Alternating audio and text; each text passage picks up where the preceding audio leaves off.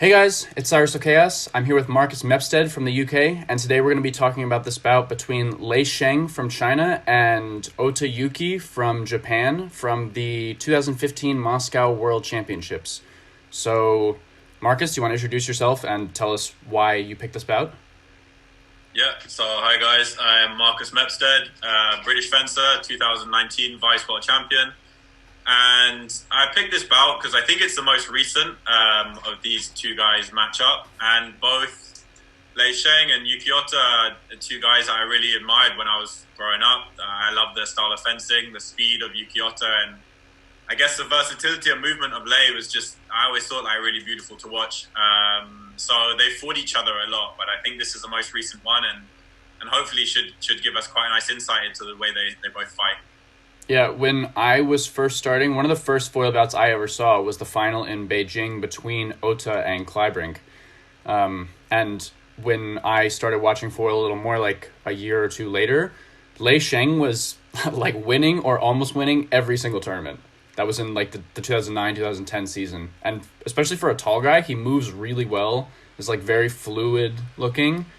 Just like both of them are really fun to watch.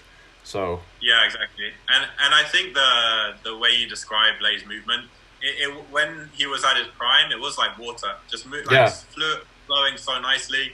And you had like Otto, who was so fast, like just I think probably one of maybe the fastest guy that I've ever fought against, and definitely one of the fastest I've ever seen. And when I was younger, I would watch these guys and be like, before I finished, I wanted to fight them. I wanted to have a match up with them, see what it was like, and it really made me see, I think, a big difference when I moved from junior to senior competitions. Just the way that these guys fought, and also the way that their coaches interacted with them as well. You really saw like the step up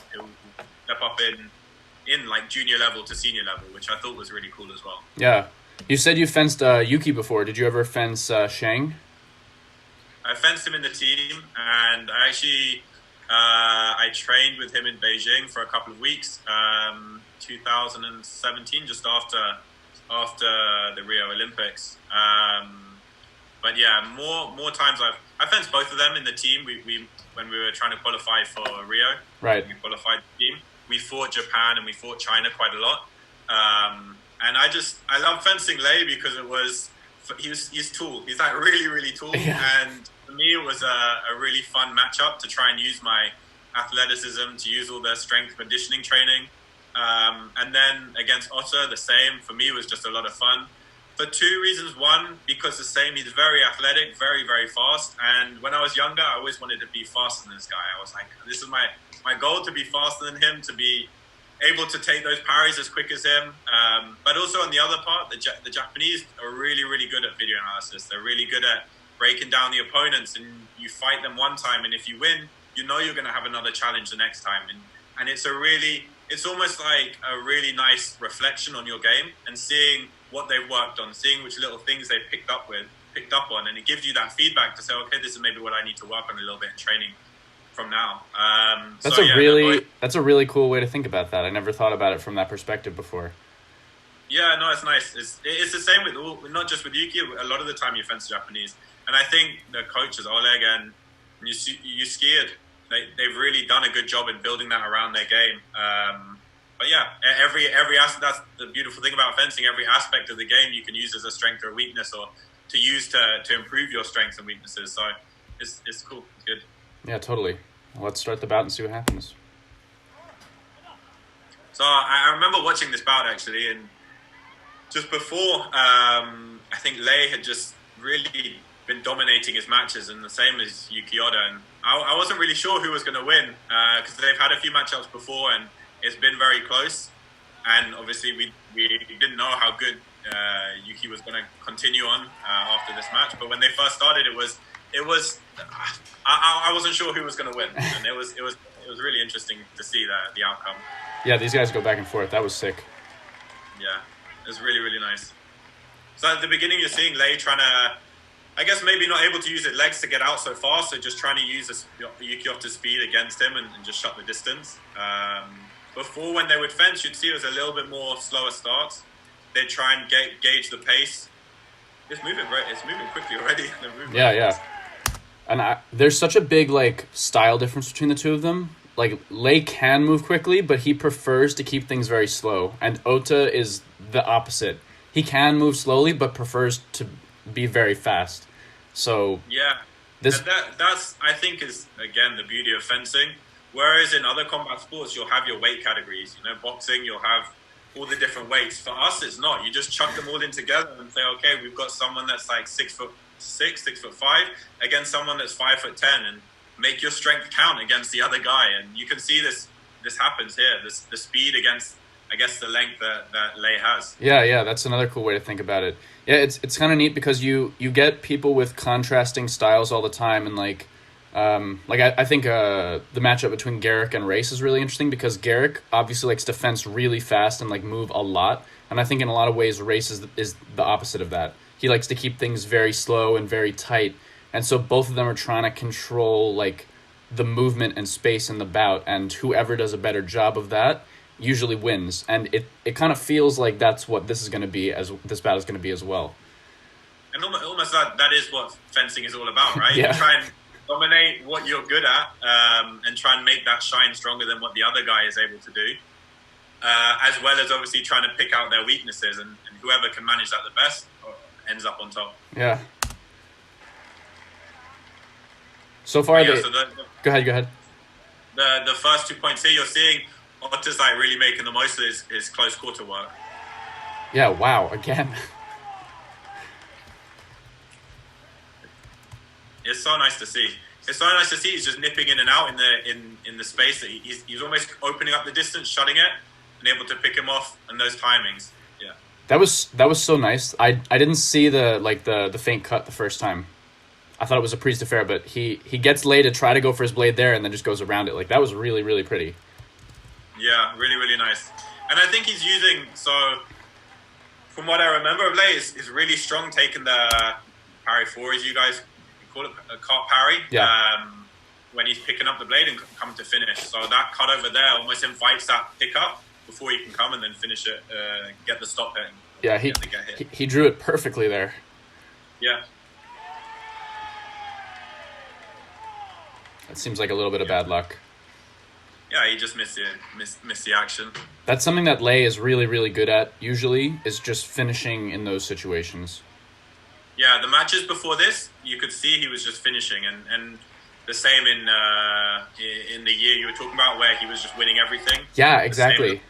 Well, his just point control was amazing. Just being able to find the angles, again, using his height, using his ability to get that angle and place it on.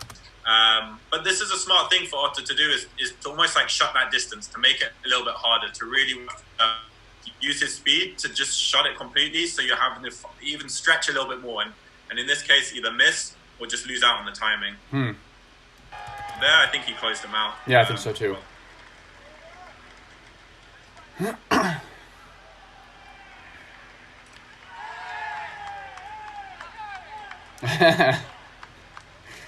He did, yeah. The ref didn't even get the call out of his mouth before Yuki was challenging. I think it looked a little bit more like Leis. I agree. Sure his arm was out faster for sure. Yeah. Almost looks like he gets caught coming forward. Maybe Yuki was going for the action, but it looks like he's trying to take some kind of preparation before. Does he give it or he just doesn't? Oh, this is the same? Yeah. Yeah. I think he goes to finish. Yeah, he gave it.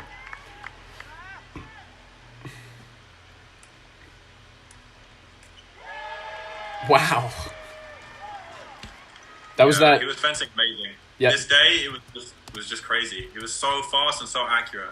Yeah, that was another great cutover. Yeah. And you see him there, like trying to get Lei to draw out that parry 4, really go in deep with it, and then just cut over and finish up on top. Yeah, and his flicks are so threatening that those cutovers are like, they're really convincing. Yeah, for sure. If he goes direct with that, he was he's done it so many times, just a direct flick to chest with a flash. So you're always wary of it, and you have to play that balance of like reacting, but also not reacting to everything that's coming your way. Otherwise, you just get lost in it. Yeah, kind of like a hot and cold strategy. Like exactly. Yeah.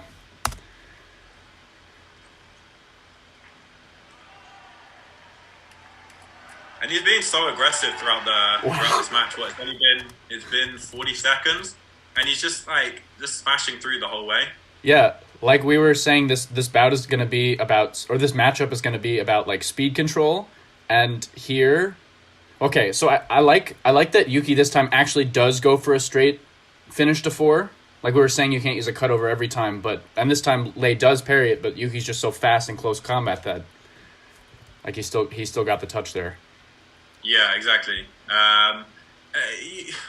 So I think Lei at the beginning was trying to match him, trying to go in off the middle, catch him off. Wasn't quite able to do that. Now he's opened up the game a little bit longer, which I think would suit him more, having longer phrases rather than just a quick short burst. Yeah, He wasn't able to get the point there, but it makes sense to make that change, right, from a tactical point of view, rather than just fighting in the middle and you're 7-1 down. You need to make that change. So Yeah. for him to make that shift and go backwards a little bit, he was able, whether it was Otter, Yuki wanted to go for that direct action, or he was able just to make him fall short. But then, yeah, Yuki's still too fast. yeah, It's a tough situation for him to be in. Like, you're doing the right thing, but you're just getting caught out a little bit still. yeah. Oh, off the strip. Yeah.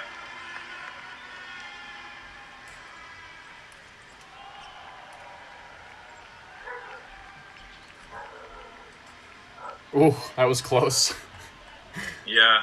But you see the phrase, so when the phrases last a little bit longer, it plays more to Lei. Definitely. When the actions are short, it plays more to Yuki. And I guess if he can control that, he has an option. But if not, then it's, one-way traffic. Sorry, I don't know if you can hear the background. My dog is in the background. No, it's cool. It adds flavor to the video. That was a crazy angle. Yeah, it's amazing. And I think that you have to give credit as well. Like, he was fencing amazing that day. Really, really just dominated throughout from start to finish. Yeah. It was the World Championships that he won. Don't wanna give away a spoiler.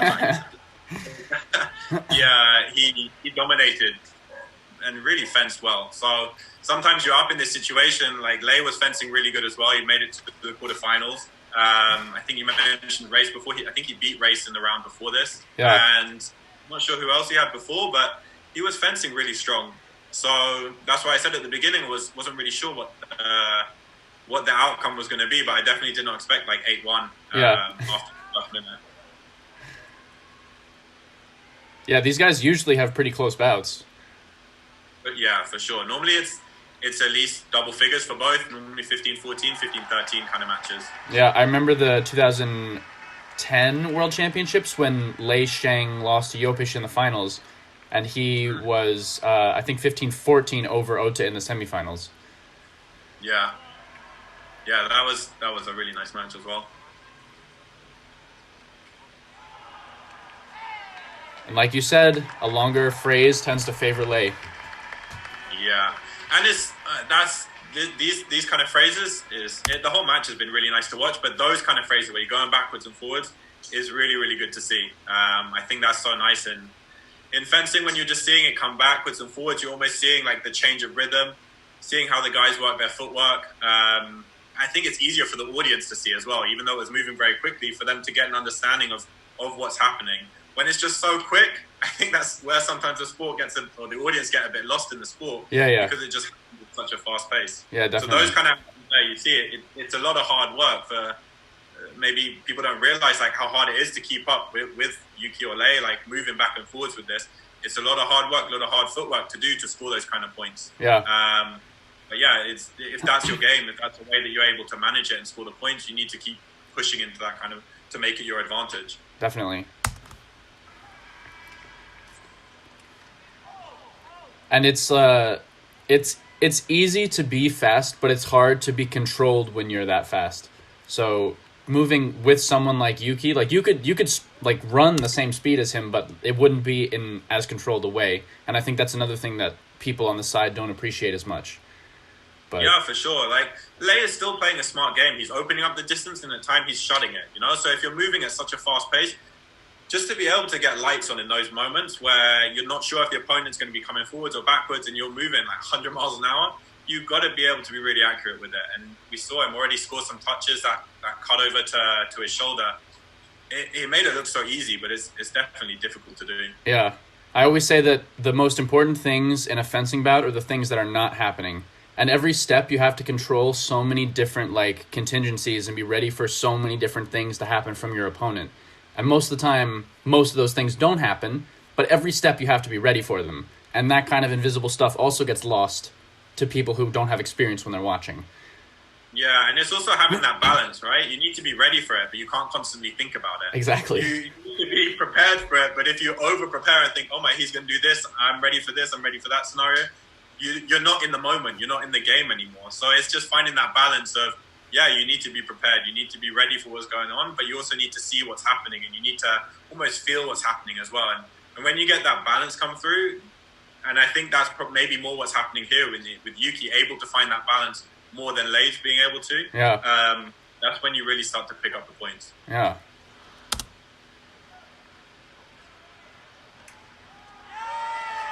Wow. Yeah, that's nice.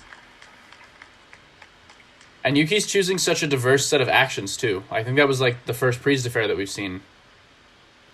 Yeah, a lot.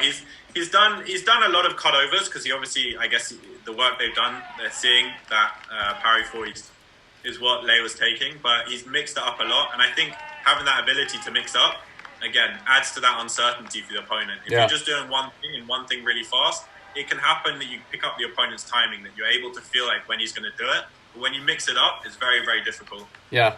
Like you'll often see someone who's good at like one or two things get up in the beginning of a bout against a good fencer, and then they lose the bout badly because like that one thing stops working. You have to have, more than one way to score touches in a 15-touch bout if you want to win. So. Yeah, exactly. And you need to have the confidence to change when you need to. We've seen it this season. Some people were up massively and have lost from the winning position.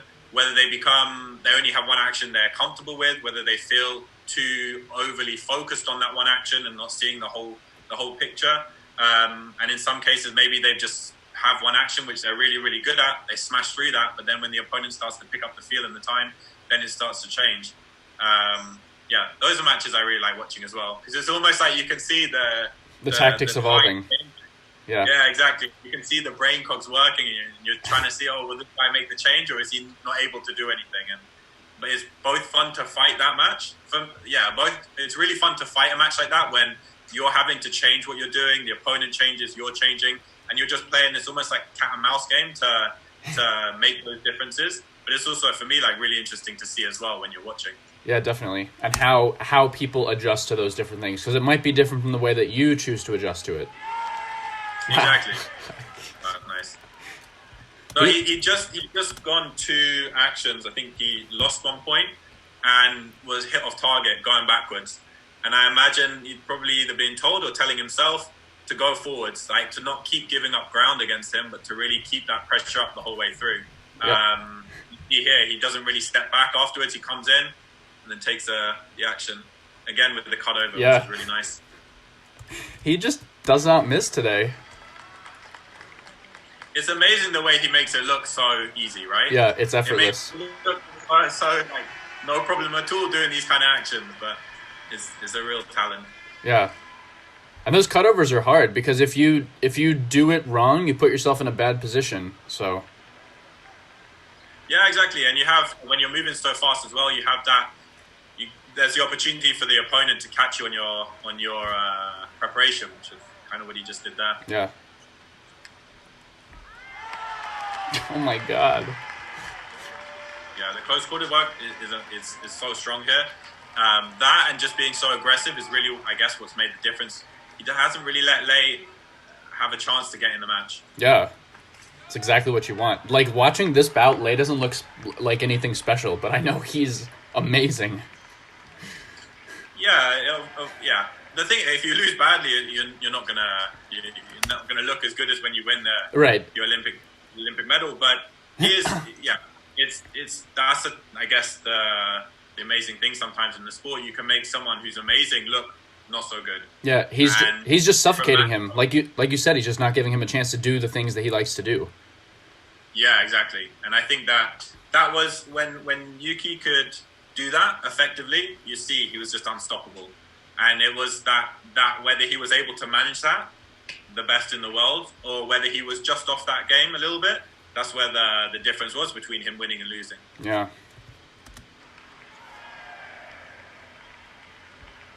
And it is such a slight difference sometimes, isn't it? The margins are so small. Yeah, that was nice. So good. And the interesting thing is, it's 11-5, but the match isn't over. It's felt like it's just been one-way traffic the whole way through. But 11-5 is only 6 points, and it can change. We see it change so quickly, so often. Yeah, especially in foil. Like once you get a little, once you get a little momentum and you figure out something that works or how to stop what the other person is doing that works, it can be hard. Yeah, and especially when it's been going so. So he's been so aggressive, so fast, and so hard from the beginning. Sometimes it's hard to keep that momentum the whole way. It's almost like you want to get the match done, but you can see he's just taking a little break, whether just to reset himself or to check in with his coach or to check in with himself. I can't see. Yeah. But you want to. It feels like he wants to get the match done. He doesn't want to let Lei have that opportunity to come back in. Yeah, I think taking a pause every time in Saber, I always do this whenever someone scores 2 touches in a row on me. I stop the match in some way. Just ice them a little bit, get a chance to like think about and process what's going on. And I think what's happening here is that like we've said a couple times now, whenever the match slows down and gets into those longer phrases, Lei is in control of those situations. So if I were Yuki now, I would do something fast. Maybe an attack off the line or run in and draw a parry riposte or something quick. But yeah, for sure. Like he just got hit in the counterattack, right? So he's just seen that Leis shut the distance. But for sure the longer phrases don't work in Yuki's favor. So you would expect a faster action here. You want to go probably fast and direct. If he's just shut the distance, maybe that's the best option to do. Either to set up a false one before you go for a real cut over, something like that, I think. But yeah, definitely keep the pressure up. You've got a minute left on the clock.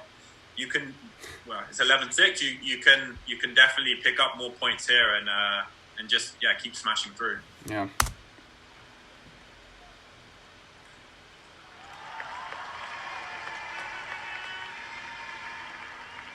Which is what he did, right? Yeah, he faster. Went straight through it. Went for I guess a prise de fer attack. But again, these are short phrases, and he's just keeping a lot of pressure on him. So. And he's going a little bit more direct on these last 2 actions. I guess maybe the getting hit on the counterattack on the last one has made him feel a little less confident than cut over, even though it was working so well. Mm-hmm. He's changed his blade now. Whether he needs a break, whether that really strong start is starting to catch up with him now. Yeah. Because he's hit twice off target, so he hasn't actually missed. He hasn't missed the target. You know, he's not like he's scoring and no lights come. It's not like he's hitting and no light is coming up. Right. He's hitting but just missing the target. So for me, this seems like more of a tactical break, maybe. Like you were mentioning, taking that time just to reset. I think he's lost 2 points. So. Maybe he's taking a leaf out of your book and going for that 2-hit reset. Yeah, totally. There's a direct attack on through. 12:30.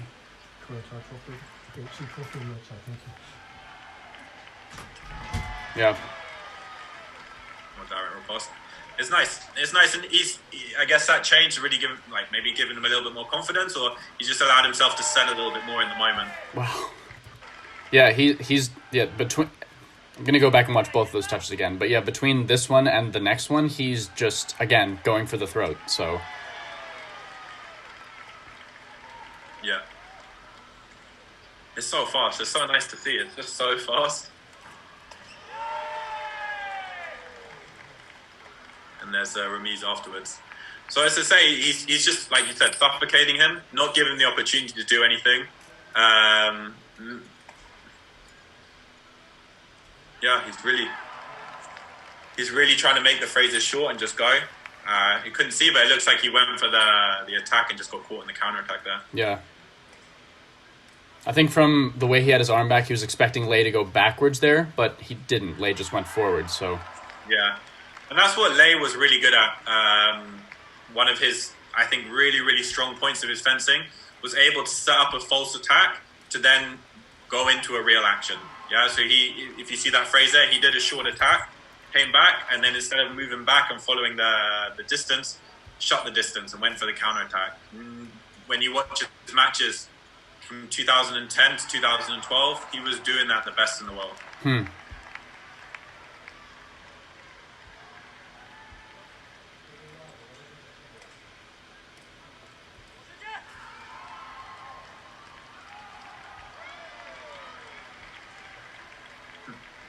He's trying to catch him on preparation, but he's not able to do it.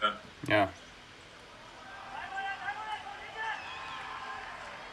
I guess it's interesting because Leis still keep going forwards on the first action, but if he wants to play for the longer actions, you'd think that he would maybe give up a little bit of ground, or at least cut off from the beginning to go forwards a little bit from the beginning to then move back.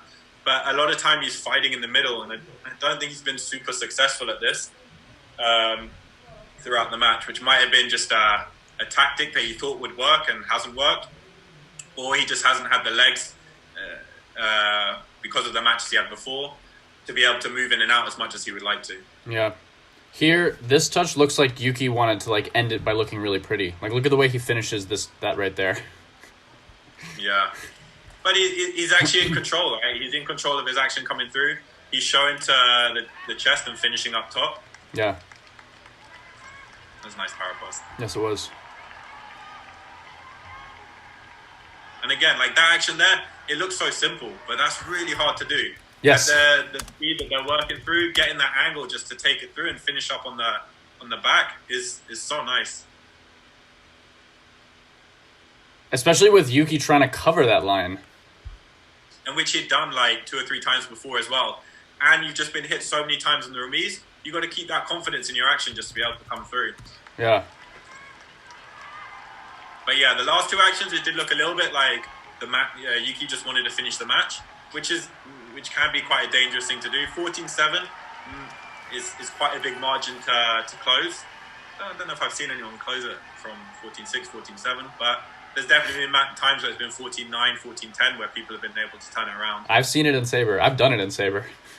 Yeah? Yeah. I've seen it in Efe in the Olympic final as well, right? In Rio. I think he was 14-9 down. Yes. And he pulled it back. So you can see it happening when maybe the person's trying to finish out the match too fast, or maybe they've lost momentum, the other guy's got a hang of what's going on. But so many different reasons can be. But you never want to be in a position where you're just chucking the match out, trying to get it done as soon as possible. Yeah. Defense for the coolest one I've ever almost seen was from 14-2. It ended up being 14-14, and then the person who was up won on like a very, very lucky touch. Oh man, what a stressful way to win. I know. Yeah. He was fully panicking, and he just did something really stupid and won by accident. This was in Sabre? Yeah. Wow, that's crazy. Yeah, it was crazy. Like I said, it was the craziest thing I've almost ever seen. Yeah. So there's some equipment thing going on here.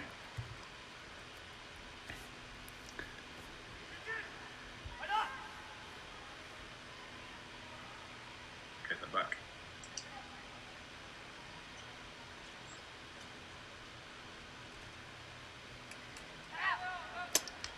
These long phrases always favor Lei. Yeah. Got the point, yeah. Ooh.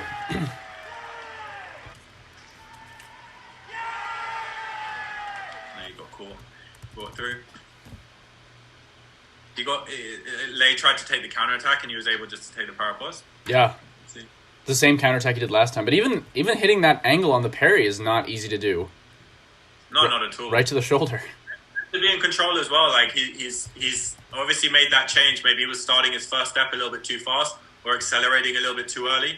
And there he's been able to take that first step, control, and see what's happening before making that acceleration, before making that finish. And that's how he's able to pick up the power pass. Yeah. But it's amazing. Like you said, he makes Lei look like a normal fencer, and Lei I think he was fencing really well that day. So it just shows how good Yuki was fencing, that day, just to do this and then continue. Yeah. Do you have any closing thoughts on the bout? It was a nice bout to watch. I actually think there's maybe I could have picked a better one, a closer match to show a little bit more off of the way Leis used to fence. Maybe, like you said, in 2010, around that period would have been good. But I think it's really nice for people to be able to see, especially some of the younger kids that maybe don't know too much about how good a fencer Yuki was, how good a fencer Leis was as well, and just to see these kind of fights. I think it's important to see some of the people before who were just really, really strong and dominant in the game. Yeah, I think in Saber this is less relevant, but in foil and epee especially, you can still learn a lot from people like that because the game doesn't change as much as like Saber does. I know a lot of people won't watch footage in Saber that's more than like 1 year old, but oh really? Yeah, really. But yeah, but how come? Because it changes so quickly. It changes so much. Yes, the changes are crazy. Like in 2017, the calls were completely different than they are right now. Completely different. Oh, So wow. like if you I'm glad people are then. That makes that makes it difficult. if you tried to do the exact same strategy today back in 2017, you would get slaughtered just because of like the trends in refereeing and the way that those trends contribute to like the metagame of choosing your actions.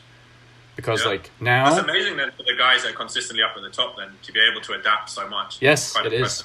Yeah, you get like you get taught like the tools to deal with these things, and then it's the same guys every time. So it is pretty cool. No, definitely. And I think as well it's quite nice to see just two Asian fencers, but two very different styles. You know, I think each Asian country, I guess each country has their own kind of style, but you can definitely see little bits of the current Japanese fencers and the current Chinese fencers. You can see how they've not taken the styles from Yuki, but adapted their style. Some of them from the way he used to fence, and the same with some of the Chinese fencers, taking adapting the way they saw Lei and interpreting the way they saw him fence and make it their own, which I think is it's really nice to have when you have an athlete that's like the top of the world in your country and someone you get to train with. You're able to see what it is that works on the big stage and say, okay, when I make this my own, I have a lot of confidence this is something that has worked on the biggest stage.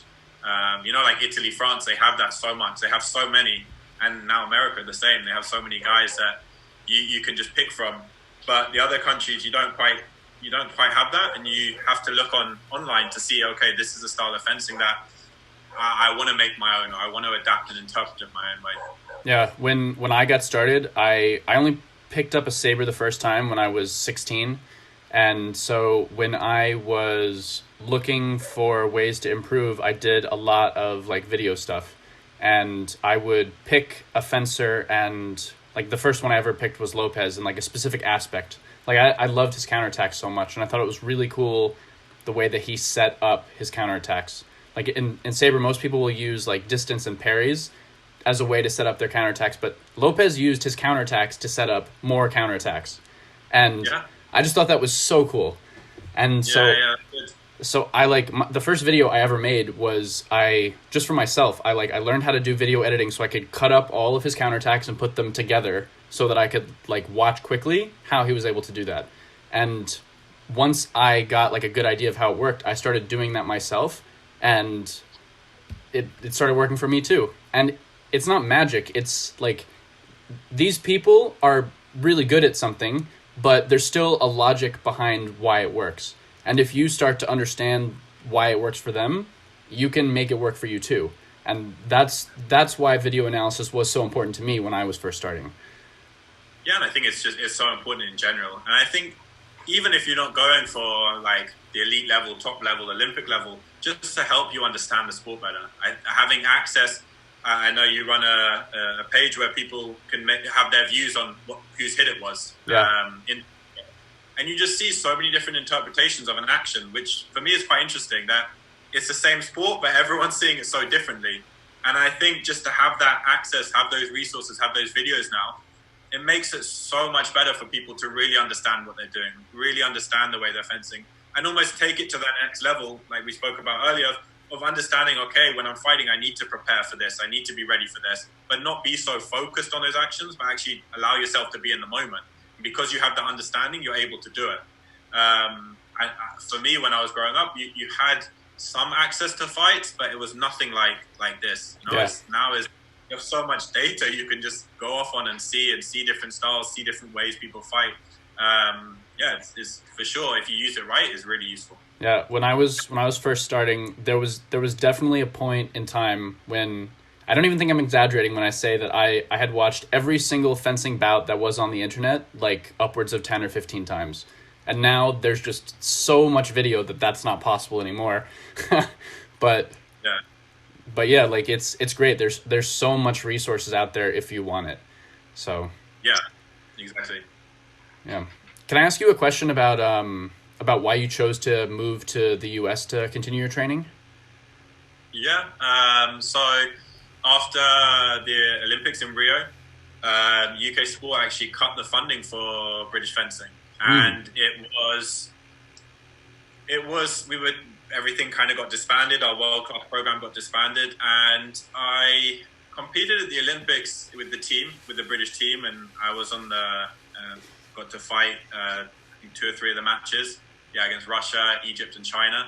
And I just got a sense fencing these guys. I was like, I've made it to Olympics. I've fought in Olympics. I really think maybe I can go a little bit further. Maybe I can and get a medal and really do what I wanted to do. What I want to do. Yeah. The program went down, and I kind of thought, okay, how do I take it there? What did I feel I needed to do to make it to that next level? And the thing I felt was I was strong, my footwork was good, but technically maybe I wasn't as good as some of the other guys. That was the difference between me being a good fencer and me being a top fencer. So I'd looked around at different coaches, and I saw Dan, saw the work that he did with Leis and with Sam, and I thought they were both really technically very clean fencers. Yeah. Even though they're both left-handed, I'm right-handed, I thought the way that Dan kind of saw fencing, the way he was interpreting it, I felt like aligned quite close to me, and I felt like I could learn a lot. And it was just a case of can I afford it, and am I able to make living in New York work? Because once I met him, once I took a couple of lessons with him, I really felt like, this is the guy that is going to help me, like I said, go from a good fencer to a top level fencer. And I'm glad I made the move. It was hard. Living in New York at the beginning when you haven't got a lot of money was very difficult. Yeah, I'm sure. Luckily, my results have got better, and I've been able to find like sponsorship and work a little bit, and that has all helped me just keep going and going. And fingers crossed, we'll have an Olympics next year to keep going up to that next level. Yeah, totally. Do you find that Americans like your British accent a lot? Yeah, they do. Everyone enjoys the British accent in New York, which is nice. It doesn't get old, I guess, 3 years in, but it's nice having that. Yeah, it's funny. I think it has something to do with the way that British people are portrayed in like American movie culture or something, because all Americans really enjoy British accents. I don't really know why. No, they do.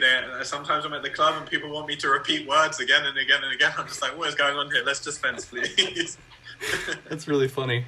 Don't British people have like a similar thing for Australians? I don't know. I don't think so. Maybe some of us do. I like the Australian accent, but I don't think I have the same feelings towards Australians as Americans do to British. I think it's just a very American British thing. It could be. It's a nice thing, you know. It's a positive as opposed to a negative. So I'll take it. It's good. Awesome. Anyway, thank you so much, Marcus. It was great chatting with you today. Yeah, no, thank you very much for having me as well. Like I said, I hopefully people make use of the videos and get an opportunity to learn a little bit. I think that's the main point, right? Yeah, exactly. So that's cool. Well, yeah, thank you very much. And I'll catch up with you soon, okay? Yeah, definitely. Cheers. Bye. Cheers.